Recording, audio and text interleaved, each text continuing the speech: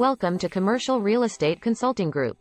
Today, we will discuss retail buildings as commercial property. In this video, we'll be exploring the key features, benefits, and risks of investing in retail properties. Whether you're a seasoned investor or just curious about commercial real estate, this video will provide valuable insights into the world of retail buildings. Key features of retail buildings. So, what exactly are retail buildings? At their core, they are commercial properties that are designed and used for selling goods and services to the public.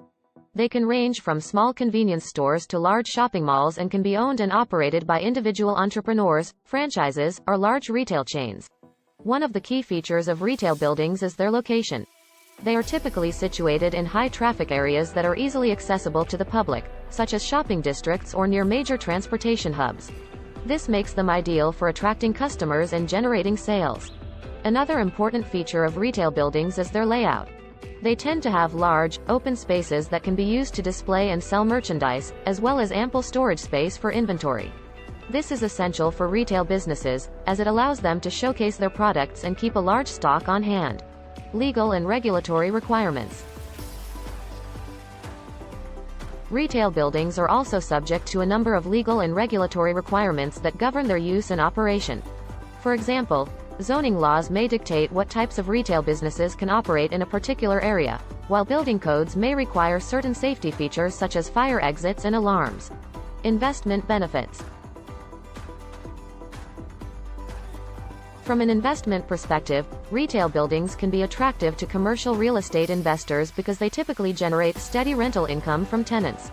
Additionally, as the economy grows and consumer spending increases, retail buildings can appreciate in value over time, providing investors with potential capital gains. Furthermore, many retail buildings are leased to large retail chains or franchises, which can provide stability and long-term income for investors.